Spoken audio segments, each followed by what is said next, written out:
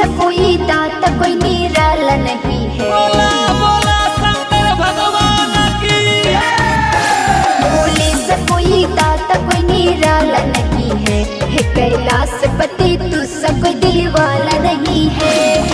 कौन सा ऐसा जिन्हें संभाल नहीं है कौन सा ऐसा जिन्हें संभाल नहीं है।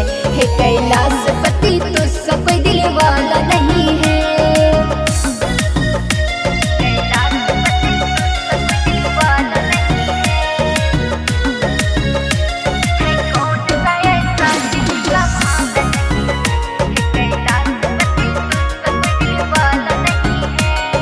कर दे ऐसा कोई चमत्कार रे बाबा, आए शरण तिहार कर उधार रे बाबा।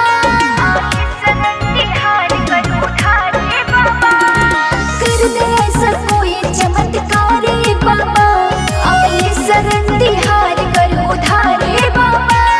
उधार रे बाबा उधार रे बाबा। हे भोले बाबा तू सब कोई उजाला नहीं है।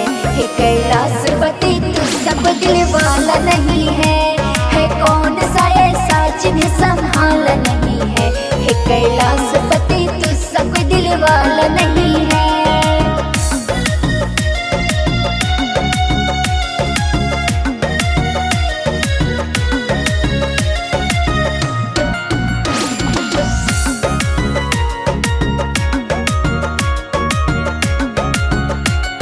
जिनके सर पे शोभती है चंदा चांदनी, जिनकी जटाओं से गिरे गंगा की पानी।